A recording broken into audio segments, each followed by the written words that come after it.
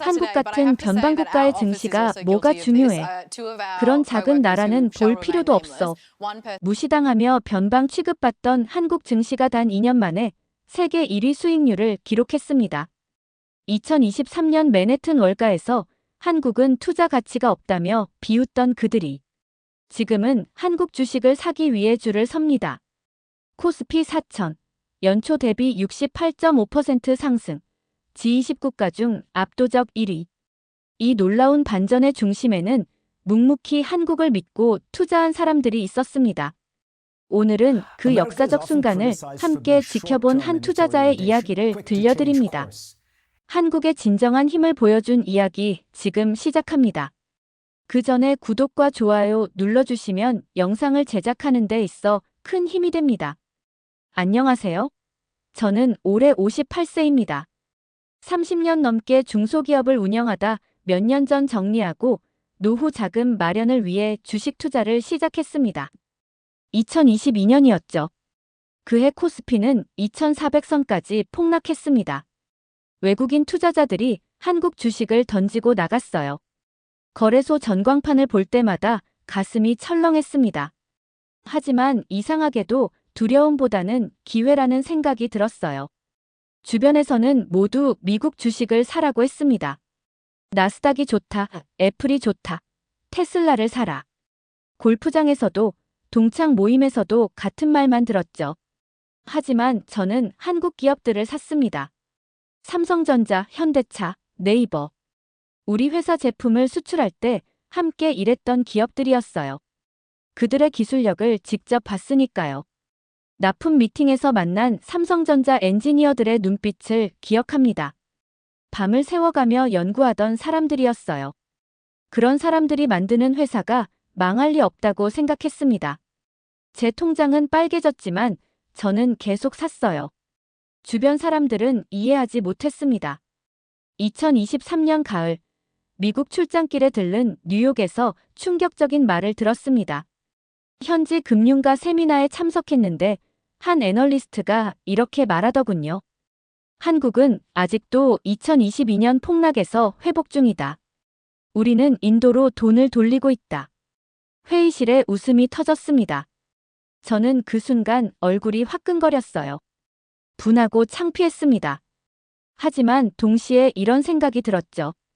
저 사람들은 한국을 모른다고요. 숫자만 보고 기업을 보지 못한다고요. 한국으로 돌아온 뒤에도 주변 반응은 싸늘했습니다. 골프장에서 만난 친구들은 제게 물었어요. 아직도 한국 주식 하냐고요.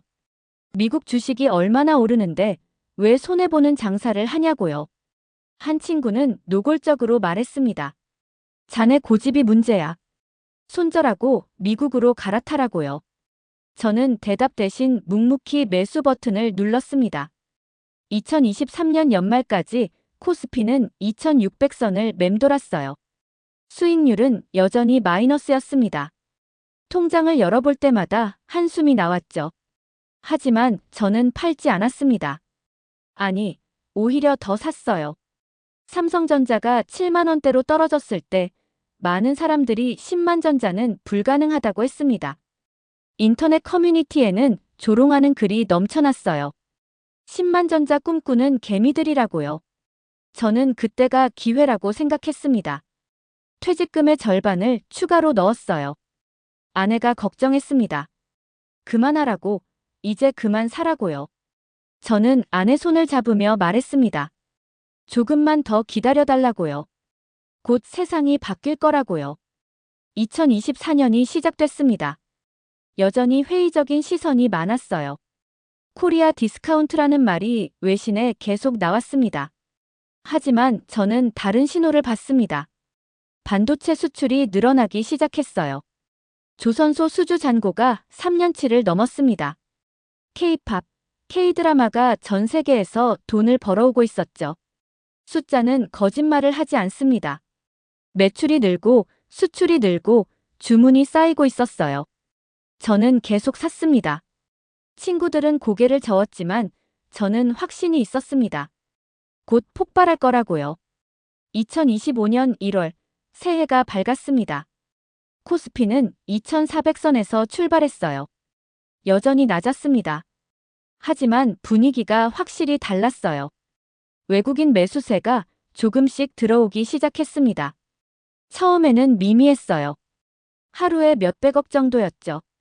하지만 그게 점점 커졌습니다. 2월에는 천억 단위가 됐고 3월에는 수천억으로 늘어났어요. 저는 매일 아침 6시에 일어나 증권 앱을 켰습니다. 전날 외국인 순매수 금액을 확인하는 게 일과가 됐죠. 2월, 3월 코스피는 천천히 올랐습니다. 2700, 2900, 3100. 속도가 붙기 시작했죠. 커뮤니티 분위기도 바뀌었어요. 예전에는 비관론이 가득했는데 이제는 조심스러운 기대감이 퍼졌습니다. 3000 돌파할 때만 해도 반신반의했던 사람들이 3500을 이야기하기 시작했어요. 저는 그보다 더 높이 볼 생각이었습니다. 4000도 가능하다고 봤죠. 친구들은 여전히 의심했지만요. 여름이 지나고 가을이 왔습니다. 9월 코스피는 3600을 넘었어요. 10월 초 3800선을 돌파했습니다. 이제 사람들도 들썩이기 시작했어요. 4000이 보인다고요. 골프장 분위기가 완전히 바뀌었습니다. 예전에 저를 비웃던 친구들이 이제는 무슨 종목이 좋냐고 물었어요. 저는 웃으며 대답했습니다. 늦었지만 그래도 아직 기회는 있다고요. 하지만 속으로는 생각했습니다. 2년 전 저를 비웃을 때 샀어야 했는데요. 그리고 10월 27일 월요일. 그날 아침 9시 저는 거래소 증권방송을 켜놨습니다. 평소보다 훨씬 긴장됐어요. 4000이 눈앞에 있었으니까요. 장이 시작되자마자 매수세가 쏟아졌습니다. 외국인과 기관이 동시에 사들이기 시작했어요. 코스피는 3950에서 출발해 순식간에 3980, 3990을 찍었죠. 화면에서 눈을 뗄 수가 없었습니다. 심장이 두근거렸어요. 오전 10시 23분. 코스피가 4000을 돌파하는 순간을 저는 지금도 잊을 수 없습니다. 화면에 4002.15라는 숫자가 떴어요. 가슴이 뛰었습니다. 손이 떨렸죠. 저는 그 자리에서 눈물이 났습니다.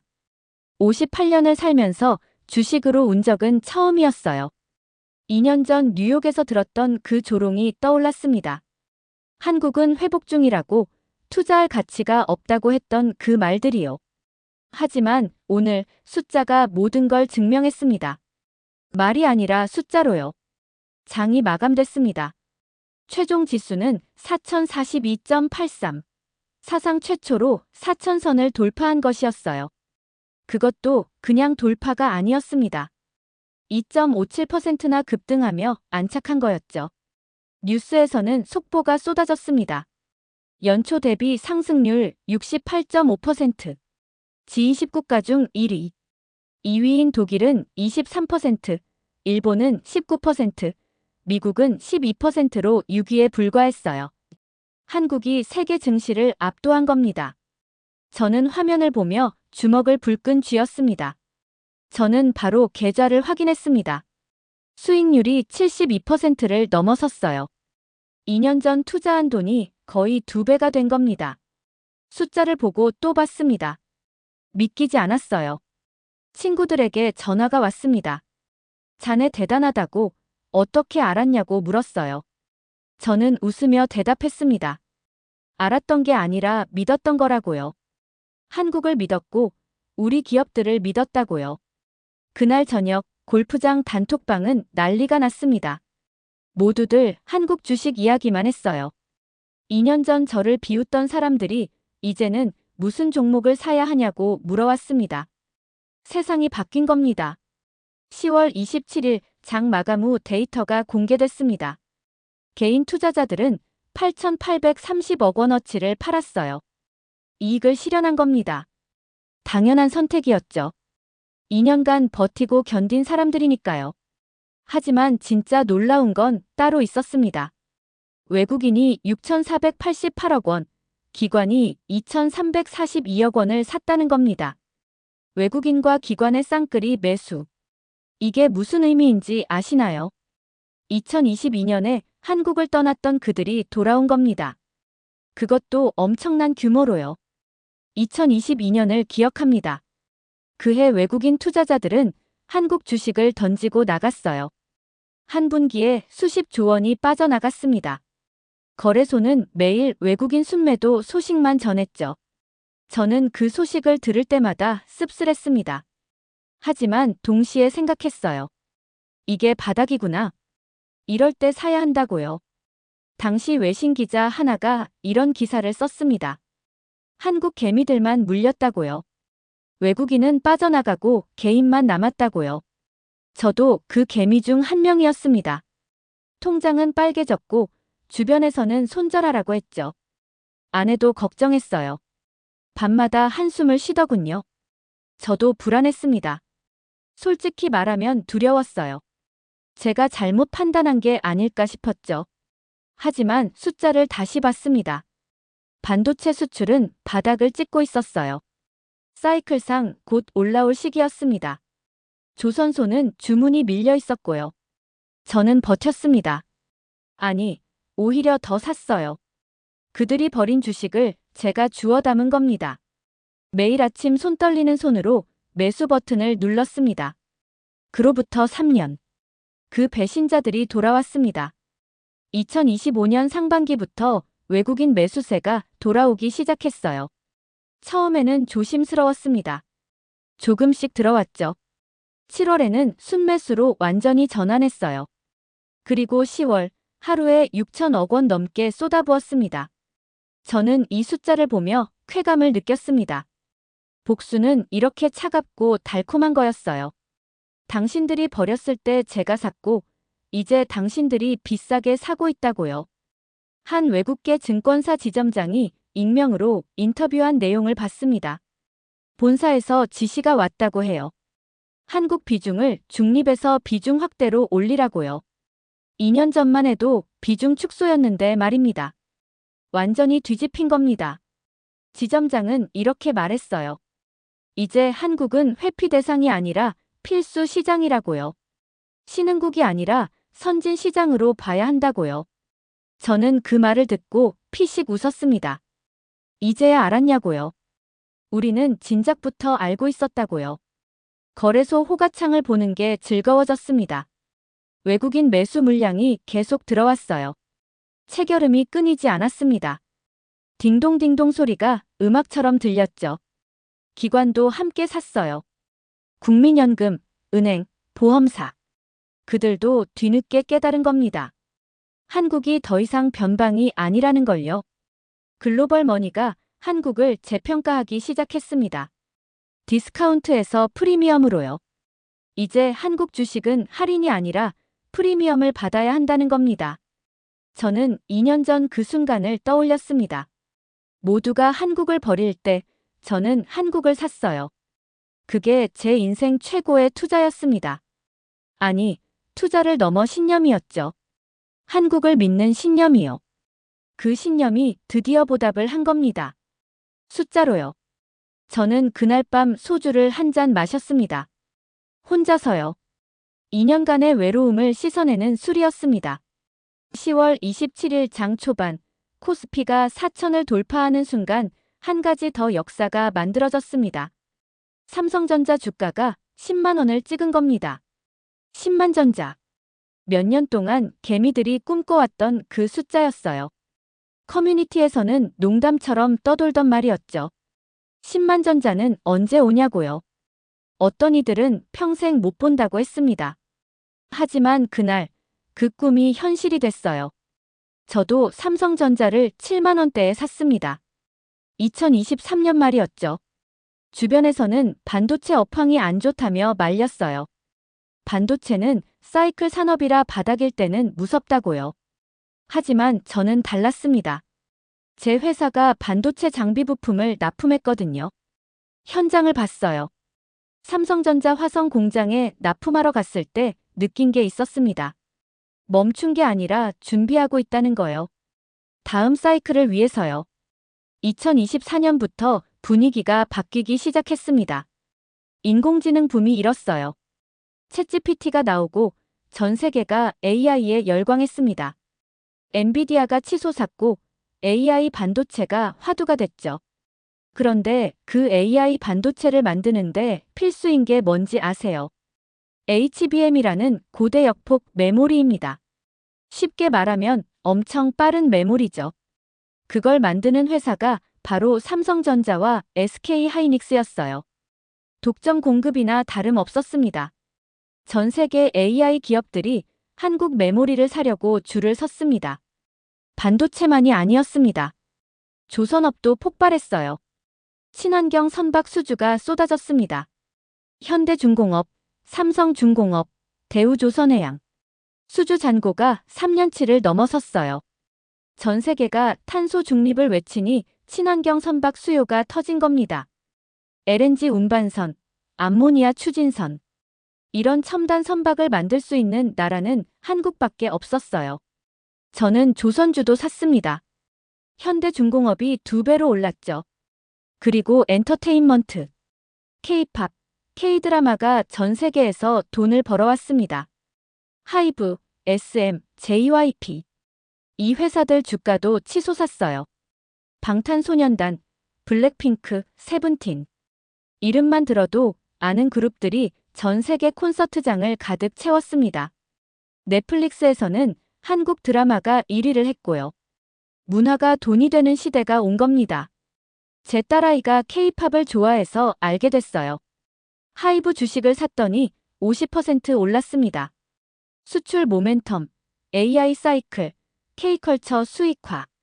세 가지가 완벽하게 맞물렸습니다. 이건 우연이 아니었어요. 한국 기업들이 30년간 쌓아온 기술력이 드디어 꽃을 피운 겁니다. 반도체에 수십 년 투자했고, 조선에 수십 년 투자했고, 문화에 수십 년 투자했어요. 그게 2025년에 동시에 터진 겁니다. 코스닥도 900선을 회복했어요. 바이오, 2차전지, 게임주들이 동반 상승했습니다. 코스피와 코스닥의 쌍호재. 이런 날이 올 줄 누가 알았겠어요. 저는 그날 저녁 한반도체 엔지니어 인터뷰를 받습니다. 37세 젊은 친구였어요. 3년 전만 해도 팀 후배들이 미국 가겠다고 이직 준비했대요. 실리콘밸리가 좋다고요. 급여도 높고 환경도 좋다고요. 근데 지금은 정반대라고 합니다. 실리콘밸리 엔지니어들이 한국행을 알아본답니다. 한국 반도체 기업이 세계 최고라는 걸 이제야 알았다고요. 주가가 증명했다고 하더군요. 우리 기술력을요.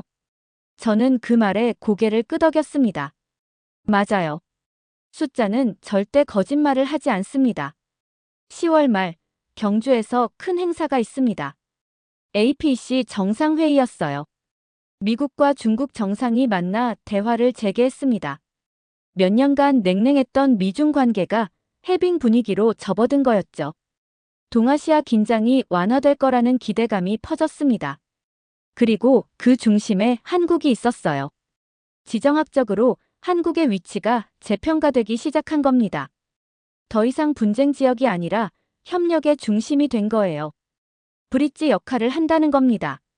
9월에는 북미 반도체 동맹이 강화됐습니다. 미국이 한국을 반도체 공급망의 핵심 파트너로 인정한 겁니다.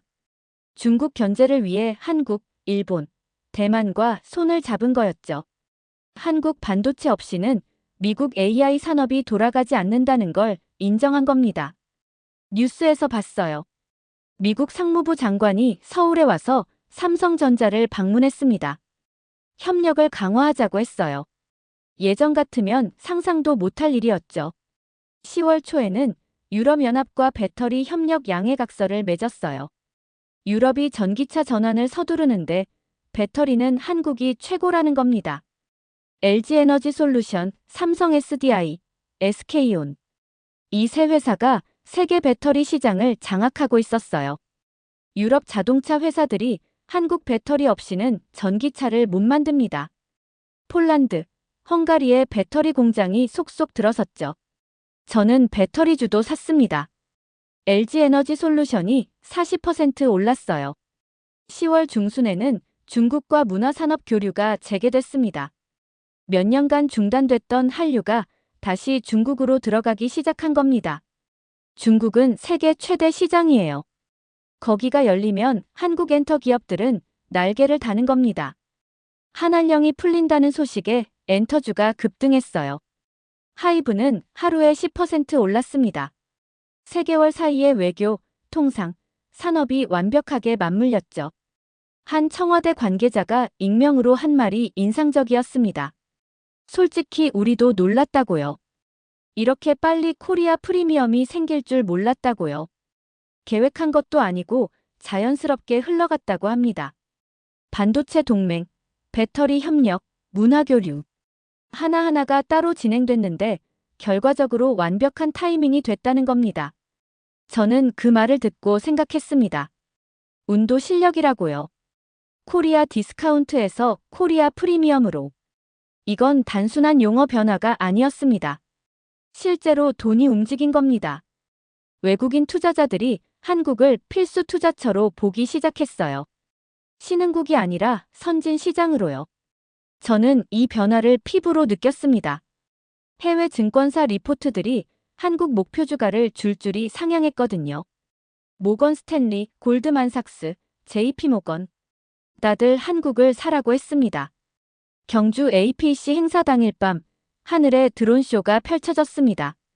4천이라는 숫자가 첨성대 위로 떠올랐어요. 수백 대의 드론이 만든 불빛이었습니다. 저는 텔레비전으로 그 장면을 봤습니다. 가슴이 벅찼어요. 여의도에서도 불꽃 드론쇼가 열렸습니다.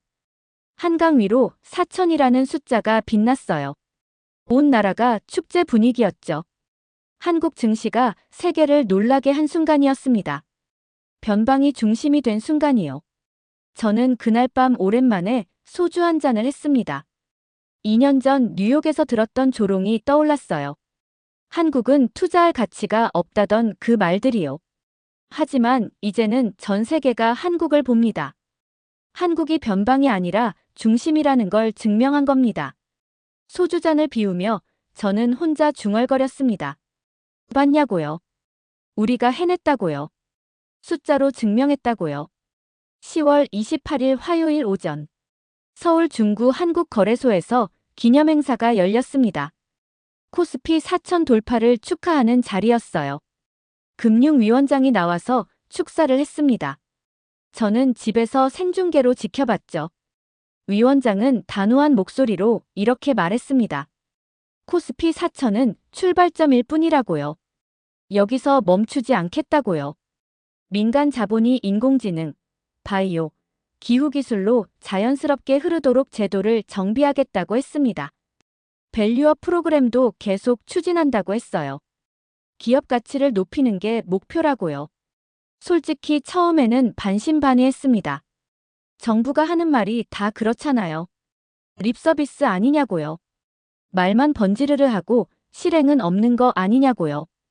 그동안 그런 일이 너무 많았으니까요. 하지만 이번은 달랐습니다. 실제로 움직이는 게 보였어요. 2024년에 밸류업 프로그램이 도입됐습니다.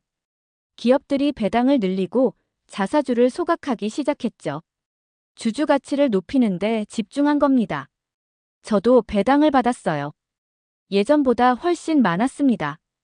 2025년 상반기에는 배당 확대 세제 혜택이 나왔어요.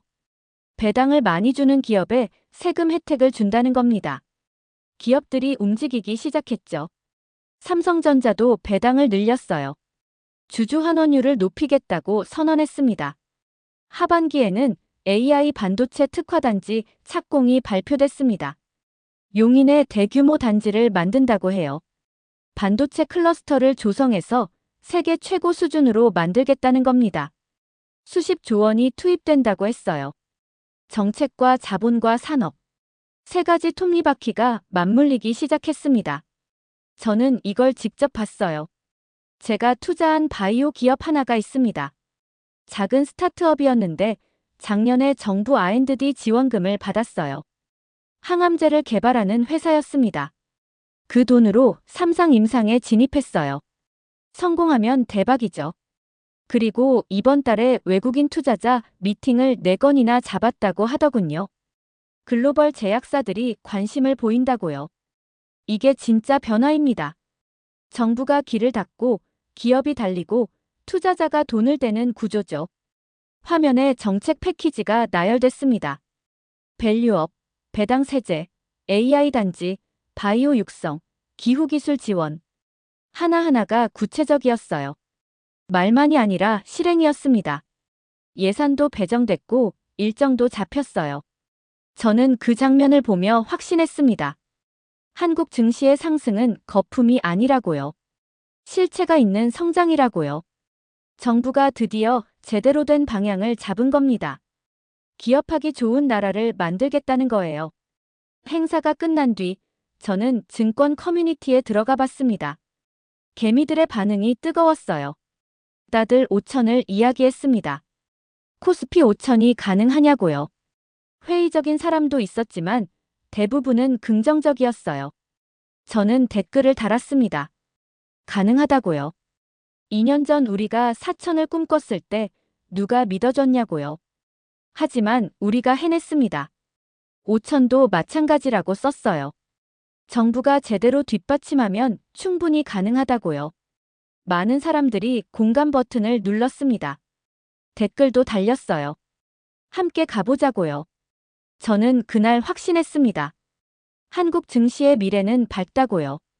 4천은 끝이 아니라 시작이라고요. 반도체, 바이오, 배터리, 엔터. 한국이 강한 산업들이 아직 더 성장할 여지가 많습니다. 정부가 제대로 밀어주고 기업들이 실적으로 보답하면 5천도 꿈이 아니에요. 저는 계속 들고 갈 생각입니다. 여기서 파는 건 바보짓이에요. 진짜 상승은 이제부터라고 믿습니다. 10월 28일 저녁 뉴욕타임스에 기사 하나가 떴습니다. 남한의 코스피가 역대 최고치인 4천을 기록하며 월가를 앞질렀다는 내용이었어요. 저는 그 기사를 캡처해서 친구들에게 보냈습니다. 2년 전 뉴욕 회의실이 떠올랐거든요. 한국은 투자할 가치가 없다며 웃던 그 사람들 말입니다.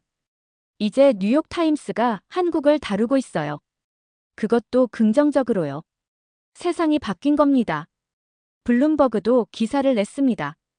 한국의 기술주도 랠리가 아시아 시장을 재편하고 있다는 제목이었어요. 기사 내용이 인상적이었습니다.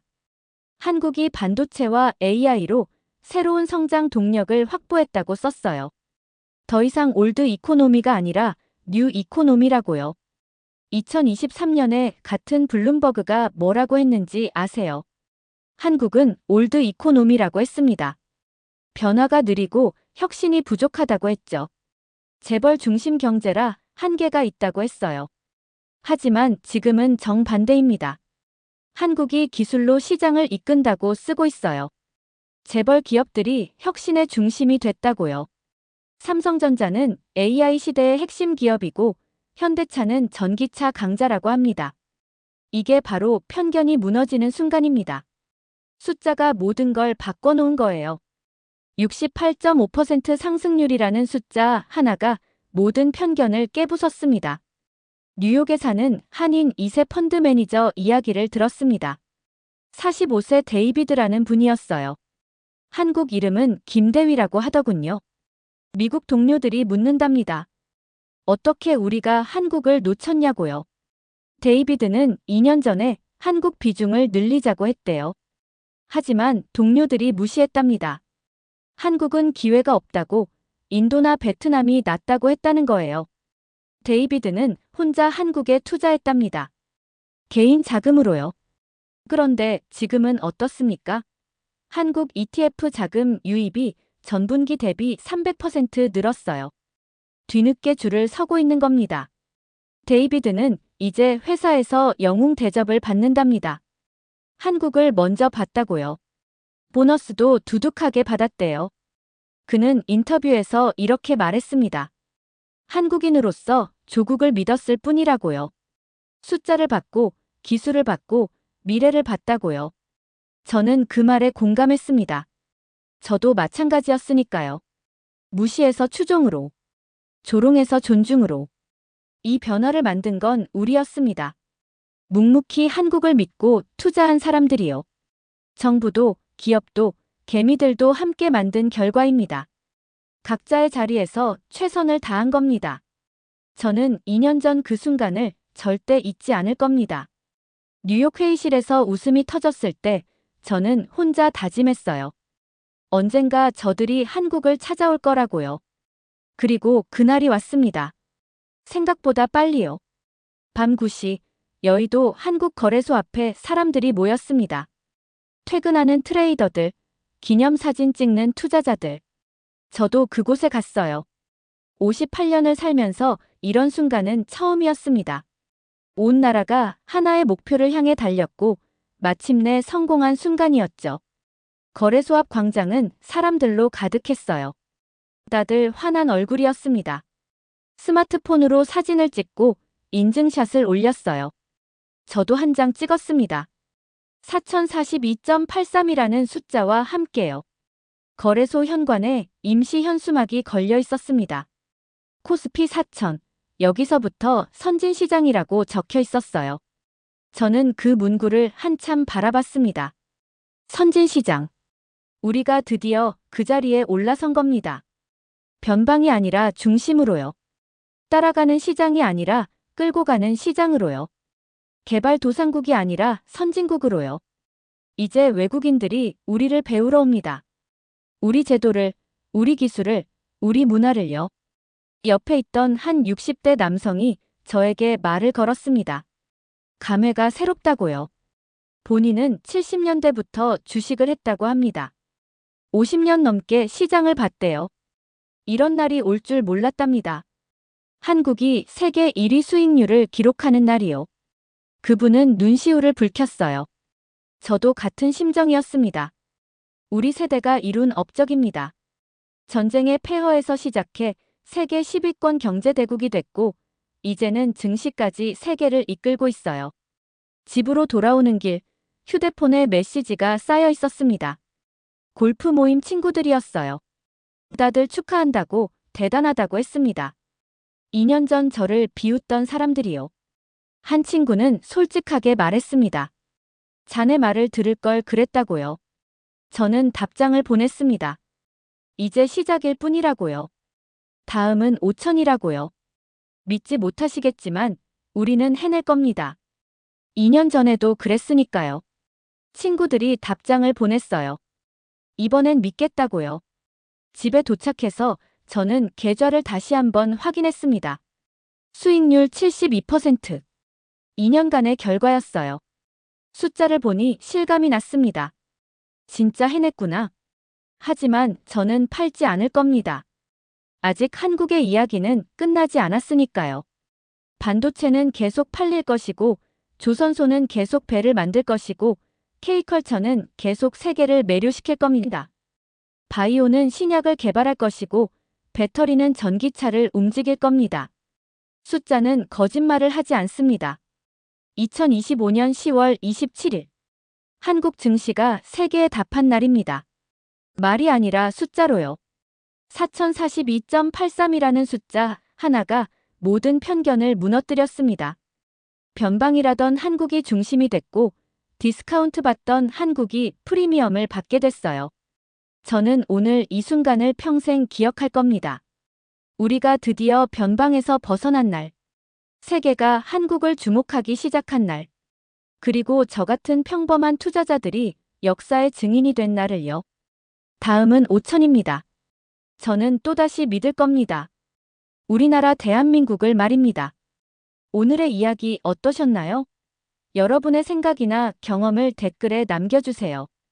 이 영상이 마음에 드셨다면 구독과 좋아요 부탁드릴게요. 다음 영상에서 만나요. 감사합니다.